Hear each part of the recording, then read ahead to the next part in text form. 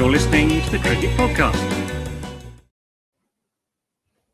Hello, everyone, and welcome to the Cricket Podcast for our recap of day 2 of the 5th test of the 2023 Ashes, with the series poised at 2-1. We saw a day that yo-yoed kind of either way. At various points, Australia looked like they were going to win 3-1. At other points, it looked like England were going to be in pole position to level the series at 2-2. And as has so often been the case through this series, we end the day not really knowing at all which way this test is going to go. Australia lead by 12. Kind of job well done by England and kind of job well done by Australia. I'm Jack Hope. I'm joined by Max Rowe-Brown. How are you doing, Max? Hello. I'm good. Yeah, I'm mostly pleased that what Ross and I said has proven to be quite accurate, despite some choice comments on the YouTube channel about how England being happy with 280 is an absolute joke and a disgrace. Well, I think we can safely say that they can be happy with 280. Yeah. I mean, I think it's always good, isn't it, on a podcast about something that isn't us, to get us in the first thing you say on the whole show, and to make it be really about how good we are. You know what they call it? Why they call it Navel Gazing Friday, don't you? I didn't know they called it Navel Gazing Friday. Well, they do now. Okay. And it's a good reminder that we are good, and that our patrons, our listeners, but also our patrons, our YouTube viewers, should like and subscribe and follow the Cricket Podcast wherever they do their social media at the Cricket Pod. Max, do you want to do a summary straight away? We're on the clock, aren't we, this evening? Not on the clock majorly. We're technically speaking off the clock. This is a hobby, but we have dinner reservations, so we've got to get through this. So let's jump straight to the summary. Yes, the high flyers that we are. So England, as we said yesterday, 283 on the board, and Australia fought their way to the close for the loss of only 1 wicket. With a view, we thought, to trying to make the best of some better conditions for batting today. I can't tell you what happened in the first session because I fell asleep watching it because it was so boring. But at some point, Labuschagne finally got out, and we got to see some other cricket. The better batting conditions never really came. England were bowling with a ball that they kept trying to change, but was still swinging after 70 overs. So I'm a little confused by that. But as well as the conditions being in their favour, England's bowlers bowled beautifully pretty much all day, and made it very difficult for Australia. And only Steve Smith really looked like he was in any control. Where have we heard that before? And as you said, Jack, England looked like they were well on course for a decent lead, but just at the end of the day, in the last hour or so, Todd Murphy and Pat Cummins came together to frustrate England and sneak Australia into a first innings lead of 12, which has left it very nicely poised as we go into day 3. And again, making it all about us, as I'm going tomorrow, I'm quite happy with the way things are. Oh, you couldn't have a better day set up. No, moving day. Unless it was the chase, then that would be better. But yeah, the first 2 days couldn't have gone more. You have to balance out the blood pressure issues with the chase, so That's true. It's also one of those rare days on this podcast for a test match where, because it kind of was an entire innings, we can do it chronologically, and that actually makes the most sense. Like, quite often, the story or the talking points from the day are all over the place. Yeah, is asynchronatic? That's not the right word, is it? Achronological? Maybe there's probably some A in there. They're not chronological. It doesn't work. The flow of the story doesn't work. But today, it basically does. Yeah, atemporal. Let's go with that. Today, it does work. And we're just going to go through the day from the beginning to the middle to the end, and then talk about what's going to happen tomorrow. And it's going to work beautifully. So let's get straight into it. Max, I really want to hear your thoughts, because it baffled me. It absolutely baffled me what Australia were doing before lunch. 51 runs off 26 overs for the loss of 1 wicket. Marnus Labuschagne, who, by most people's reckoning, would be one of the best 3-5 best batters in the world, going absolutely nowhere and seemingly determined to go absolutely nowhere. Khawaja kind of doing it at the other end, Extras being second top scorer. And kind of, I mean, like you said, it sent you to sleep. I had to stop watching at one point. I was just like, what's the point of this sport? on further reflection, can you enlighten me and the listeners as to what Australia's plan was and what the, I don't know, the thinking behind 8 or 9 of 82 balls 9 off was? 82. I genuinely can't. I genuinely can't get my head around it. Like yesterday we were talking, Ross and I, about how I thought anyway, Australia played it really well in that final session. They took absolutely no risks. And they didn't score very quickly at all, but they got to the end of the day with just 1 wicket down to give them a really nice platform. If you're talking traditional Test cricket and the way you go about building an innings, really nice platform to kick on day 2 when hopefully the pitch flattens out a bit and things get easier to score. Now, I mean, obviously England's bowlers bowled really well. I mean, you have to give England some credit here. Like, they didn't make it easy. It wasn't like Australia were turning down half volleys outside of stump and deliberately not scoring. There was pressure being put on by England's bowlers who were hitting the spot and getting movement. But it wasn't I didn't think it was, that kind of session where, what was it? Was it 50 off 25 overs or something ridiculous? 54, I think. Yeah. Maybe I said the wrong number, but yeah. And you sort of, it's not that surprising from Khawaja, because that's what he is. He grinds it out, and he's really frustrating at the top of the order, and that's fine. But Marnus Labuschagne scoring at a strike rate of 11 is questionable, and there was no sense of urgency, or it was like they forgot the other bit about where you have to score runs. It was like, okay, yeah, we're not getting out, but they forgot about the bit where you also need to make the numbers go up on the scoreboard. The main job, and not just the maidens column, the one next to your name. And it was really odd, especially when you think, like, if England are bowling, on a spot and getting it right, what we've seen as sort of England have sort of taken a new approach is that one way that you can try and get around that is by doing something a bit different. Maybe try and put a bit of pressure back on the bowlers. Mix up your stance back outside your crease. Shuffle down, that kind of thing. Just try and do something to knock England off. Maybe open a window and try and score some runs. And I just saw no evidence of that. It was just purely survival mode. It was like they were playing for a draw on day 5 and they were chasing 500. It was really, really odd. And I think it proved to be a misjudgment, given that they've got a lead, but they've batted for 100 overs and they've got a lead of 12 compared to a score of 283. Like, yeah, that's look, I mean, I'd go further than you. I wouldn't say it was odd. I'd say it was bad. I think it was bad tactics, and I think it was bad execution. They say, don't they, that in Test cricket you have to kind of sometimes weather the storm to earn your runs. You also sort of have to play shots to earn your runs. Like the main currency of cricket is runs. Like you can't win the game unless you get more runs than the other team. I think it's especially bad given the circumstances of the match that you're on day 2, the first session of day 2, with not a lot of rain forecast, and a deficit that isn't catastrophic, but is at that point sort of relatively substantial. Like you do, while the going you need in theory is good. Yeah, you do need to catch up, and you have to bat last as well. I mean, this is your big chance to do something. Yeah, I think he was moaning about the light or something like that. I think it was actually pretty brainless from Marnus Labuschagne, especially. I don't think Khawaja completely gets away with it, but what was his strike rate? 35, 40? 30.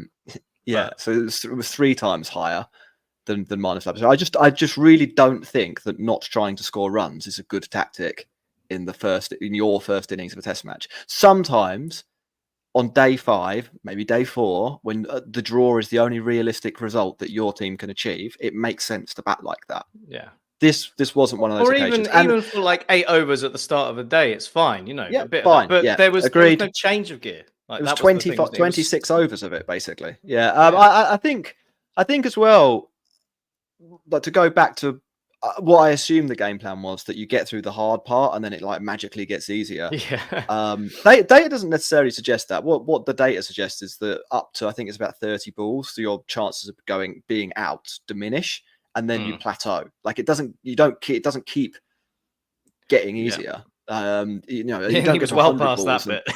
yeah, so like, okay, play yourself in. Totally understand that. Reset, new day. It was a little bit difficult. England were bowling well. I'm not expecting them to score at 5 and over. I'm expecting them to score at 3 and over, or 2.5 and over. Yeah.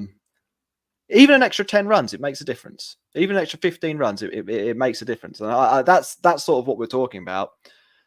And I thought it was bad. And then you see the flip side of what happens with effectively batting time to hope that it'll be later in the afternoon session when Australia lose 5 wickets and also haven't got very many runs on the board. Ball when they're still 70 behind.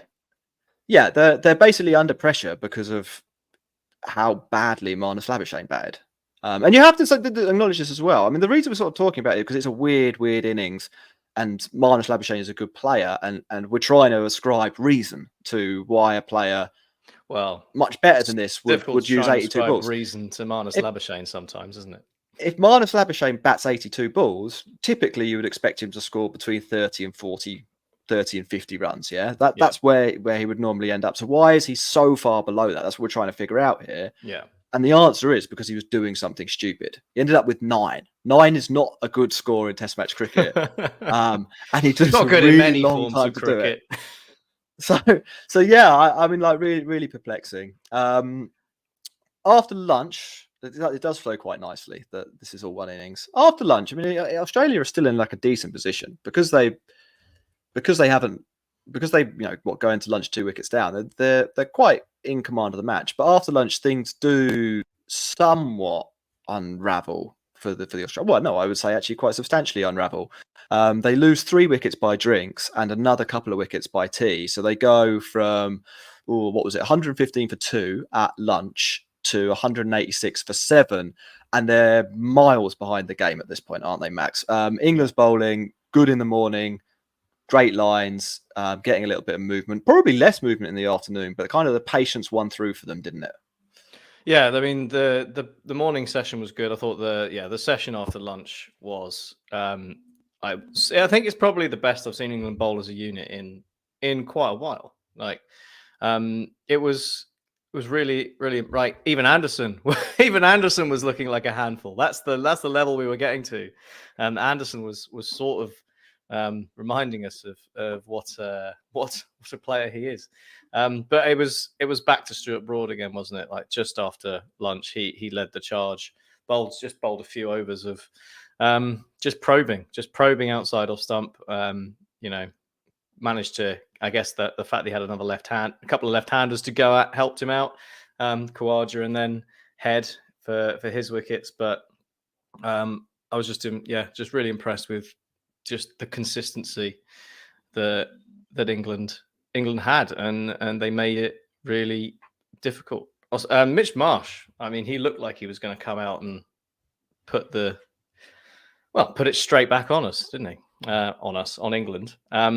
So timely for Anderson to remove him, but it was it was one-way traffic at that point, and like you said, it really looked like England were going to end up in a really, really commanding position. And this is the point where the lack of runs that they had on the board in the morning really caused them problems. If they'd had an extra 30 or 40 and they'd lost a few quick wickets, then, they're not in a good place, but they're only 30, 40 behind, maybe 50 behind. And you're like, well, I mean, that's not the end of the world.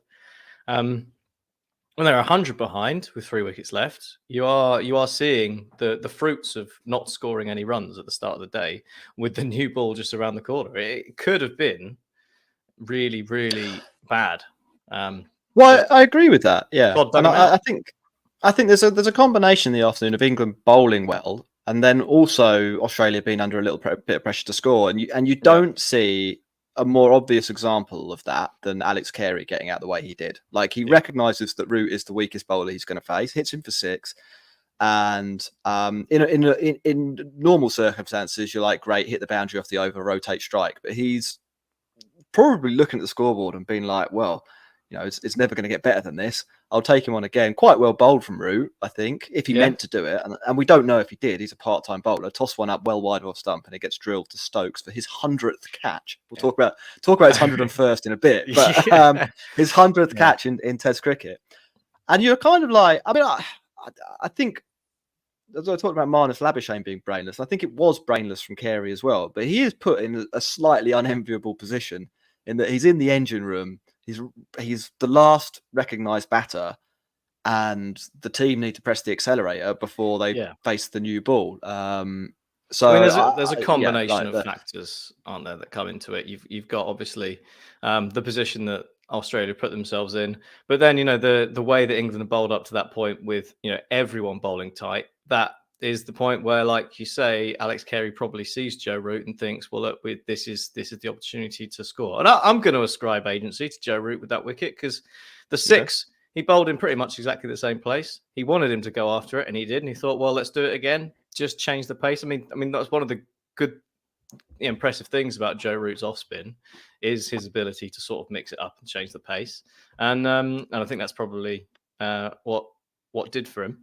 In the end, so I think you can say well bowled Root, but only a portion, only for a fairly limited portion of that wicket. It did look like a trap was set, and he walked straight into it. Well, he did walk into it, and there was an element of cleverness for sure, but that's the you get to set those traps, and you get to benefit from those traps if you bowled well for the rest of the day, and the other team are doing weird, stupid things. We've seen Australia do it to England when Lords when a bunch of them got out pulling. Now, I still don't think that necessarily England were wrong there, and I think I said that at the time to take that on, but again, a similar situation where Australia got to benefit from putting runs on the board and knowing that England had to score and would try and score, and they were the beneficiaries there. So it kind of flowed with the game, if you like, Max. Where does that take us? Are we up to about tea now? Have we missed any points from the first bit of the day? That's how Test cricket sort of works now, isn't it? You bowl like not that many overs till tea, and you have to jam a load in afterwards. So it's almost like half the day happens after 4 o'clock. Yeah, it's all very weird cricket, isn't it? So I would say, while all this was going on, and we'll talk about Smith because there's the big run out thing, but I think while the wickets are falling at the other end, Steve Smith batted really well for Australia again. I mean, it's not news that he's a really good player, but it was a really composed innings while the sort of house was on fire. He kept his team in it, and he was the only one.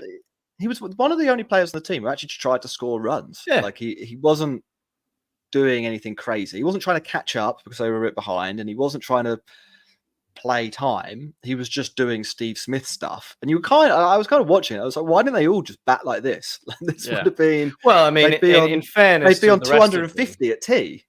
In fairness to the rest of them, they're not Steve Smith, and he's look, there is the Steve Smith clause. Yeah, but it was weird because like he just batted normally. He's batted like Steve Smith, but he just batted at a normally paced innings.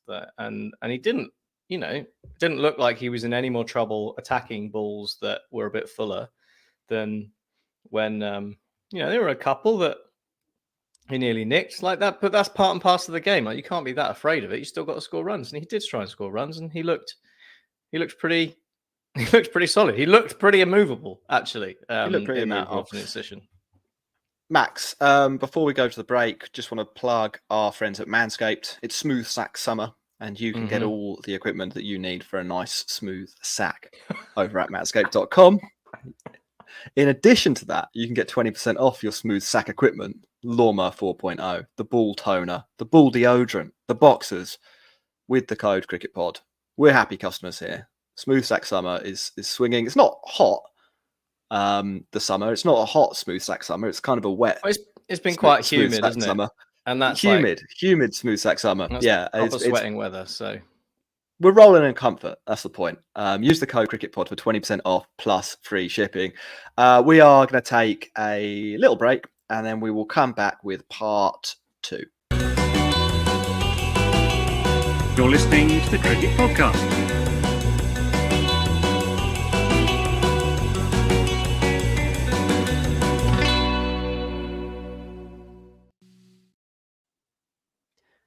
Hello, everyone, and welcome back to the Cricket Podcast for part 2 of our show on the second day of the 5th Test. Max is off there. He's going to be our man on the ground. Lots of live tweeting from you, Max, tomorrow, and you can follow along with all the fun at the Cricket Pod. We are after tea, and we should probably start with like the main big incident that happened after tea. Steve Smith rolling along.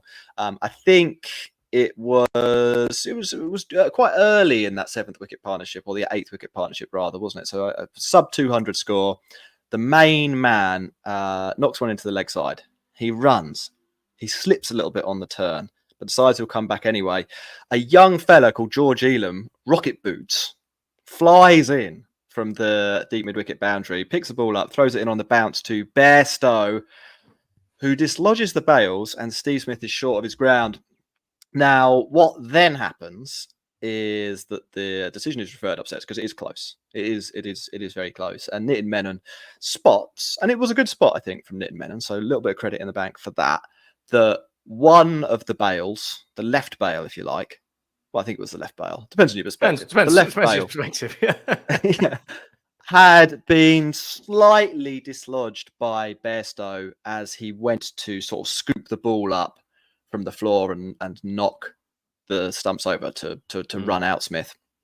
Notices this and on that basis decides that it is not out. Now, at the time, I thought it was really good umpiring. I thought that my understanding of the rule was that once the bail is dislodged at all, like broken, the stumps are broken at all, if it's the ball isn't in the gloves, then effectively you can't re-break the stumps. Then you have to start yanking stumps out and stuff like that. So I was like, well, that's very clearly a not out decision.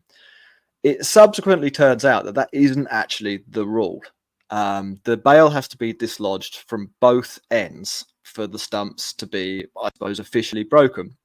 And I think the presence of the right bail, which is at this point in time undislodged, means that I suppose the stumps aren't broken. And so that when Bairstow does retrieve the ball, even though he has knocked the stumps, he can finish the action of breaking the wicket and run out Steve Smith. Now, there was all of this evidence was available to Nitin Menon.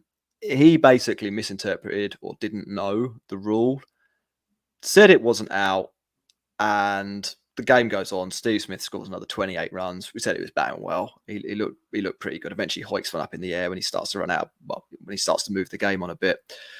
But it's a major turning point, Max, and it does appear to be one that has broken in favour of Australia. How outraged are you on a scale of 1 to 10?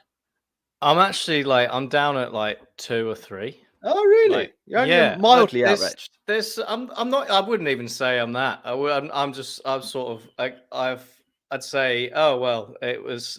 Turns out by the rules he should have been out. That's a little frustrating. That's probably about as high as I'd go for it, because I guess it's sort of the time that's elapsed before we actually worked out that it was supposed to be out, as far as we can tell, kind of takes away a lot of the sort of the raw emotion and anger at it or anything like that, because you think at the time everyone, I know obviously he's the umpire and his job is to know the rules, and that's a separate issue, but absolutely everyone, the people in the commentary box, the people on the field, the people watching, everyone we know, as far as I can tell, looked at it, got given the information that they were given, and sort of took it as it was. And then it wasn't for another hour that Ian Ward, of all people, was the one who lifted the lid on the truth of the matter.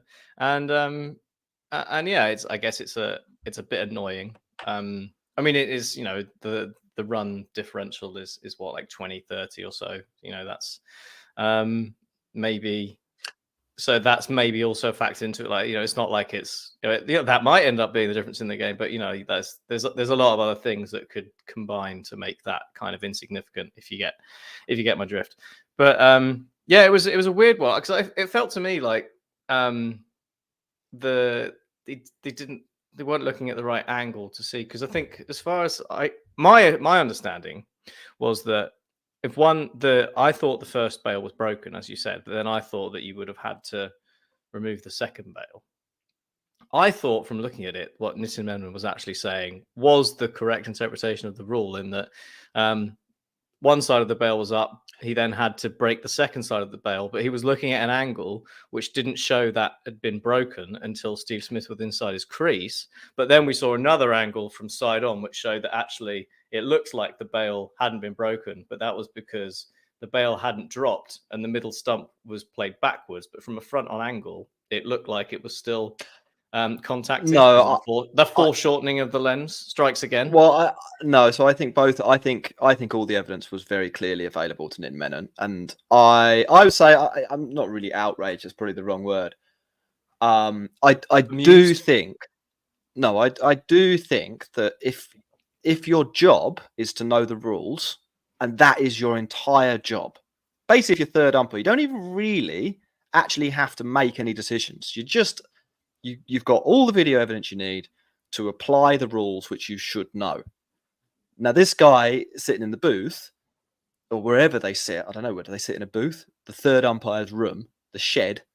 He doesn't know the rules, and that is wherever they are for VAR. Yeah. That's why my levels of annoyance, if you like, are higher than a 2 or a 3. Now, if you just make the wrong decision, or it's a marginal umpire's call, or they missed a camera angle, or it's one of those catches like in the last test where I thought Root had caught Smith, but it's very hard to give it out based on the evidence that we don't see that given.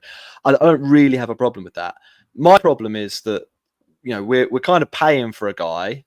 I get your point that nobody else knew this, but that isn't relevant in this argument. Like, what I think about it, and I thought it wasn't out, and what you think about it, and you probably didn't think it was out, and what Agnew, who probably did think it was out, all of our points of view.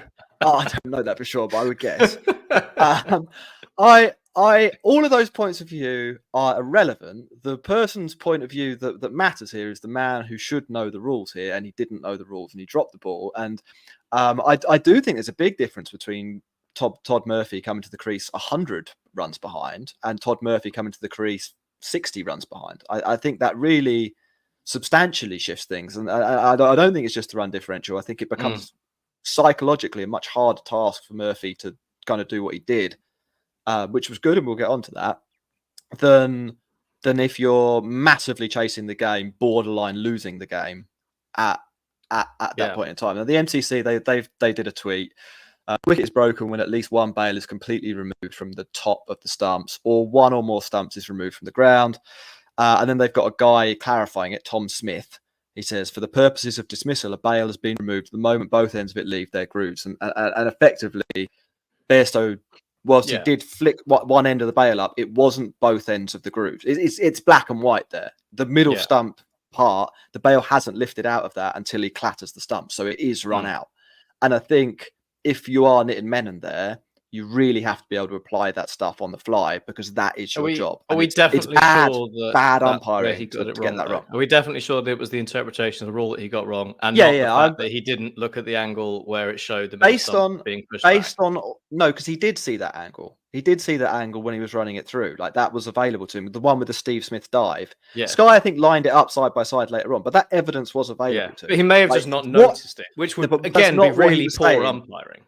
That isn't what he was saying. Well, maybe he didn't, but what he was saying on the TV wasn't that. He seemed to not realise that the bail hadn't been dismissed until Bairstow had the ball in his hand.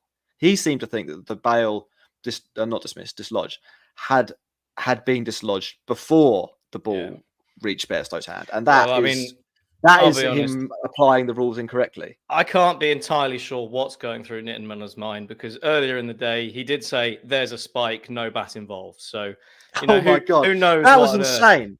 Who knows what's going on with that? You know what? That could have got Carey out. Earlier in the day, it was if only because Hawkeye hadn't picked up the fact that it did hit the bat, he would have been out because the ball hit him in. He middled it. That was 10 times worse. I actually think on-field Nitin Mena's a pretty good umpire, but both of those are absolutely shocking decisions and could really have affected the test, substantially. Maybe one of those decisions has. We don't know. We'll find out. Max, after that, Todd Murphy, Smith's out eventually. I think he's hoiked one up in the air. Todd Murphy and the Cum Dog, they have a really nice partnership, a 50-run partnership, and Todd Murphy channels his inner Bumrah to hit 3 sixes. Yeah. It was once again in this series, Australia being behind the game and finding a way to drag themselves back to about equal. Have you got some praise for Todd Murphy? Yeah, I mean, first sixes at the top level of cricket, any form. So you're shitting play. me. No, it was first sixes ever hit in the top level of international cricket. Whether he probably hasn't played many, to be fair. I don't think he plays in the one-day side, but it was. Yeah, I mean, it's easy to look at it and go, England bowl at the stumps, right? Because that's what they've been doing all day, and that would probably be a fair challenge to level at them, but I would counter that by saying over the last year and a half, England have had a concerted tactic of using the short ball against tailenders, and it's worked pretty well. It worked on Mitchell Starc. It got him out because he tried to hook Mark Wood and was 15 weeks late on the shot. And Todd Murphy was going after it. You probably think there's an 80% chance that he's going to top edge any of these to deep square leg. And it just so happened that, maybe the pitch had just slowed down a bit, or maybe, he just happened to be playing pretty well. Maybe that's his shot. Maybe that's his shot. We don't know. We haven't seen much of him bat. And he played it really well. So fair play to him. Eventually England did start pitching it up and they did get him out of RBW. So maybe they could have gone to that a bit sooner, but I think, you got like the tail wags sometimes, doesn't it? England have been doing it all series. Like it's part of the game. Stuff happens. It just shows what happens when you try and score runs, I suppose, doesn't it? Yeah, I did think that, and we'll talk about tomorrow a little bit. But I did think the way that Murphy was able to time the ball, and Pat Cummins, who played a really good knock. I mean, like a proper champion cricketer, Pat Cummins is with bat and ball. I did think that, and this happened. We'll digress slightly. In 2021, I don't know if you remember the India test. At the Oval, I'm pretty sure, off the top of my head, that day 3 was by miles the best day to bat, and I am pretty sure that on that day Rohit Sharma got a pretty big 100. King Legend got a few runs. Pujara got 75. I think even Kohli wasn't out by the end of the day. I think even Kohli managed to get some runs on that occasion. And it was really flat. And I think that sometimes can be the kind of trajectory of the oval pitches. A lot of the English grounds, because they drain very well, they start with a slightly underprepared pitch. Yeah. A little bit of ball movement and a little bit of live grass. Then days 2 and days 3, they become very, very good for batting. Very easy paced, like not a lot of bounce. And then days 4 and 5, because of the drainage, they start to harden up, quicken up a little bit. Yeah, sometimes you can get a bit of reverse swing going at the Oval. So I would guess that's the trajectory of things. And I did think that, maybe part of what we were seeing was that in effect, but very well batted by those two. And then Hazelwood hung around, and Australia get a lead of 12. They bring Joe Root back on. And then it was a special catch from Ben Stokes, wasn't it? Yeah, one of those where you can just point to the influence of white ball cricket in the red ball game. Like I don't think you see that 15, 20 years ago, do you? That catch? So they just sort of stumble over the boundary, and it's 6 runs, and it was especially impressive for someone with one knee as well. It was quite lithe. Yeah, just really, really well done from Ben Stokes. Great awareness. I mean, we know what a good fielder he is. So I suppose we shouldn't be especially surprised. But that was a really nice way to end the day. I think there'd been quite a lot of good cricket, apart from the Labuschagne incident that we'll try and push to the back of our minds. But there'd been some really good cricket, like Smith's batting, Ingham's bowling, Cummins' dogged resistance, all of that. And it just felt like a nice way to finish it. It was perfect timing for England. They slowed it down just enough so that by the end they didn't have to come out and bat and face anything at the end of the day. it was wrapped up really neatly in a nice little package for the start of day 3. Yeah, it was fantastic catch from Stokes. So Australia, they end 12 runs ahead. Max, you're going along tomorrow. What do you think the prospects are for the rest of this Test match? Who is? I mean, Australia technically in the lead, but they have to bat last. Do they have enough of a lead? Are they, where do we stand? Do you think at this point in time? I would put England marginally ahead, all things considered. Given that Australia have to bat last, given that day 3 is probably, you think it's probably going to be pretty nice for batting. I would expect. There is supposed to be, I don't know if it's still the case. Last time I checked the forecast, there was supposed to be a little bit of rain around in the morning, and then it was supposed to brighten up in the afternoon. So I think the afternoon could be quite nice for batting. So England have got an opportunity to, put something up. And we know exactly what they're going to do. They're going to try and put runs on the board, quickly, probably try and score, I don't know, 300 in a day, 350 in the day, and send Australia in on Sunday. Maybe they'll even declare tomorrow night. Who knows? But obviously they need to win the Test. There is supposedly some weather around on Monday as well, so that might factor into the thinking. If there's if we lose some play on Monday, England are then going to think about how long they need to bowl Australia out and what they've got. So I think it's going to be a really, really interesting day of cricket, and I am very looking forward to going and seeing it. But I suppose the only concern from England's point of view, if they are looking with the pitch that's drying up to bowling Australia out, the lack of Moeen Ali, how much of a factor is that? Or is Joe Root just going to be a perfectly adequate replacement? And are we finally going to see Ben Stokes bowl off spin? Oh, I hope we see Ben Stokes bowl off spin. I mean, I really, he's practiced for 2 days in a row now, and the way Ben Stokes goes, he'll probably be That's more than enough. Day 4. The betting markets have England as a slight favourite, 2.1 v 2.6 for Australia. So they read it the same as you, and I'd maybe agree. I feel like if Australia were 40 ahead or 30 ahead, that would be about par, bearing in mind what has to go on. And I do think the pattern of tests at the Oval suggests that tomorrow will be a good day for batting.